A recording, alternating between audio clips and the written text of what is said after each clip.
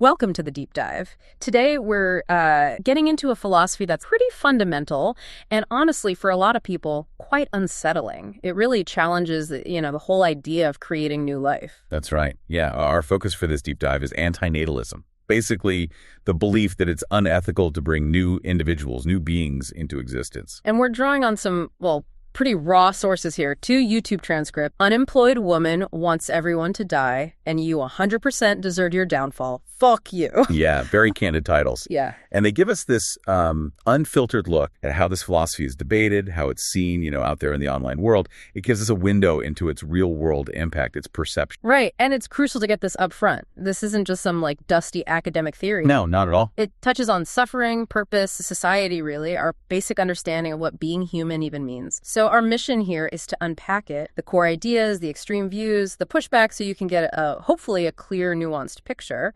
Okay, so anti-natalism at its simplest.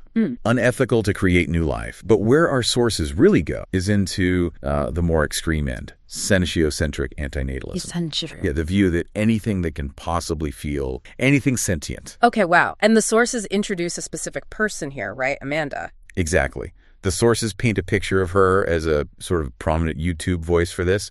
Details like her being in her 40s, unemployed, maybe living with her parents, past interests in Dragon Ball figures and cosplay. The sources bring these details up as part of their critique of the people who hold these views. Gotcha. And this idea of non-existence, it goes beyond humans. Oh, absolutely. According to these sources, Amanda's view includes all sentient life. Dogs, cats, squirrels, frogs, even sentient machines, potentially. Oh. Plants are apparently okay, but only if they don't, quote, scream or wink. Okay. And the justification for all. It boils down to suffering. The primary reason given is that, as Amanda apparently puts it, one of the greatest products of life is the production of suffering. So all new life suffers inevitably. Therefore, it shouldn't exist. That's the logic presented. So, okay, if the end goal is, the end of all sentient life, how does she see that happening? She proposes what she calls a gentle extinction. The idea is humanity just collectively decides, benevolently, gently, to stop procreating. Just stop. Yeah. No violence needed, she apparently asserts. Humans should take responsibility for, the rest of life on the planet in this process. But the sources jump on this pretty quickly, right? The practical side. Immediately, yeah.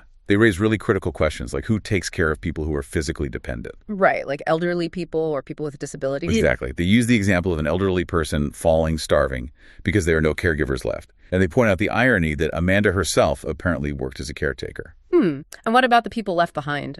The last generation. That's another huge point the sources raise, the psychological toll. Imagine watching everyone you know die off, with literally no one left for connection. That sounds like, immense suffering itself, doesn't it? It really does. And the plants thing, if bees and butterflies, the pollinators, are sentient then what happens to the plants? Yeah, it seems like a logistical gap, maybe not fully thought through in that vision. So these problems, they sort of show the gap between the theory and, reality. Definitely. It shows how a philosophy, even one maybe rooted in compassion, can lead to proposals that might cause more suffering in the short term when taken to an extreme. Which brings up this idea of justifiable extremes, something the sources also hit hard. Right. One source flags a statement attributed to Amanda that anything is justifiable to end suffering, even hypothetically skinning all living things alive slowly. Wow, that's incredibly strong language. It is. And also, the idea that humans don't deserve to be tucked into bed and kissed goodnight or treated humanely. The implication, according to the source, is that because some people are bad, everyone, including children, deserves this kind of, torture into non-existence. It's presented as a really chilling rationale. And there's that consent issue, too. The sources really focus on this paradox. Yeah, the anti-natalist argument often hinges, you can't consent to being born, so bringing someone into existence imposes risk and harm without consent. Okay, that's our point. But then the sources point out, what about the consent for this mass unalivening event or gentle extinction?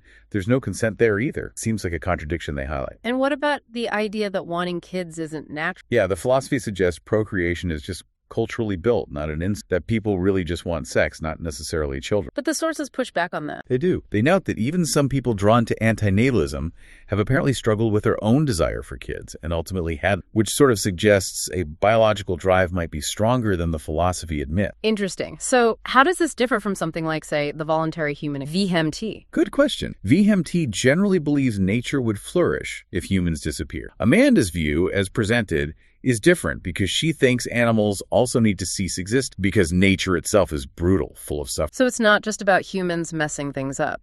Apparently not, though one source does suggest her core issue might actually be more about societal failures, like greed, and maybe she'd feel differently if that were solved. It's complex. Okay, so the vision has these, well, significant logical and practical hurdles, according to the source. So how does it spread? How does it gain traction? Well, the sources argue that these kinds of ideas, maybe less extreme versions against having children, aren't just fringe. They suggest they get perpetuated, sometimes subtly in media. Can you give an example? They mentioned a streamer, an MP, apparently had this clip go viral where he said, it was okay kids died in a flood because AI would ruin their future anyway. Oh, wow. Suggesting they didn't have much to live for anyways. And they also point to things like articles linking climate change action to having fewer kids, or even saying playing with dolls could affect you for life. Sort of weaving the idea into other narratives. Exactly. And it extends to things like celebrities. Chelsea Handler is mentioned, talking about being child-free in her late 40s, or even very extreme activism, advocating for, quote, everybody should get an abortion. So a spectrum of messaging, from subtle suggestions to really overt statements. Right. And the sources even get into a more conspiratorial framing. They suggest this kind of messaging, which they also connect to things like transgenderism, high divorce rates, abortion activism, might be part of a deliberate depopulation agenda pushed by elite, maybe targeting specific groups or countries in the West. They note it might work in, quote, super feminist place, but not, say, with Muslim population. We have to stress this is the perspective presented in the sources. Understood. Just reporting what the sources claim. And Amanda herself, is she linked to any? The sources say she works with Stop Having Kids, described as radical vegan activists wanting human extinction to save animals. They apparently do global activism, though one source called their actions in India passive-aggressive and racist. So even within these groups, there are contradictions and different focus. Yeah, it's not monolithic. Different motivations, different targets, adding layers of complexity. Okay, let's switch gears then. What about the counter-argument, the pushback against anti-natal? The sources must cover that too. Oh, definitely. And it's quite forceful, especially about the whole idea of suffering. How so? A really powerful counter presented is that suffering isn't just inherently bad. It's actually seen as crucial for human development. Okay, that's an interesting take. Crucial. The argument is that suffering, risk, challenge, that's what makes life, interesting and worth living. It builds character, it gives depth to emotions, makes you appreciate the good times. Right. Without hardship, one source puts it bluntly, you become a fat, unemployed loser. It directly challenges that core anti-natalist idea that suffering is the main negative product of life. So it's flipping the script on suffering's value. Exactly. And this leads to a critique of the ethical foundations. Critics ask, well, why is suffering inherently bad, especially if you don't believe in a moral arbiter, like a god?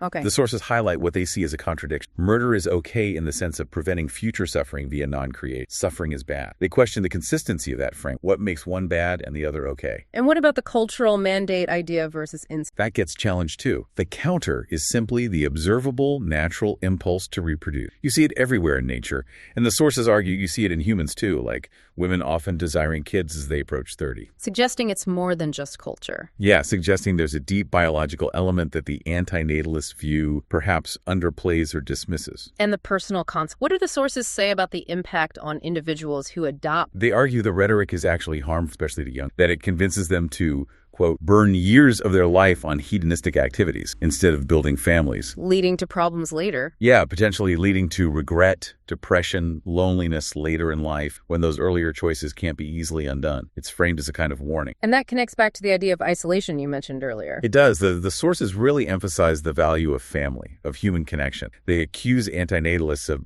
maybe not understanding that value, possibly due to their own perceived social isolation. There was an anecdote. Yeah, a really poignant one about imagining the emptiest funeral for someone like Amanda. Implying a life lived without deep connect doesn't leave much of a lasting impact. It's a powerful, maybe harsh image. And the view of nature itself, anti-natalists see it as brutal, but the counter basically says, yes, nature is brutal, a bear eating a deer, that's natural. But the idea that nature would be some blissful place without human is naive. And the idea that humans are somehow unnatural is dismissed too. One source says humans are mega-natural, just part of the system. Okay. And the point about greed. Right. Anti-natalists might point to greed causing suffering. The counter-argument acknowledges greed can be destructive, yes, but also claims it's been a huge driver of human progress, invention, innovation throughout history. A double-edged sword, maybe? So the ultimate conclusion from the critics seems to be that anti-natalism, realistically, isn't going to cause human extinction. Barring some catastrophe, it's just not feasible. And therefore, its main practical effect, according to these sources, is harming young people by devaluing connection, purpose, and the potential inherent in their lives. Wow. Okay, so we've really covered a lot of ground here. From the core philosophy of anti-natalism, this focus on eliminating suffering through its most extreme interpretations, and then the very strong critiques and counter-arguments presented. Yeah, it's been a deep dive for sure. And it really forces you, I think, to grapple with some fundamental about purpose, what happiness, the actual value, or maybe even necessity challenges. So maybe something for you listening to think about. In your own life, your own experience, where does fulfillment really come from? Is it about trying to avoid all suffering at all costs? Or is it somehow tied up with navigating hardship, maybe even overcoming it? And what does reflecting on that mean for how we see our own lives? And perhaps the choices we make about future generations, whether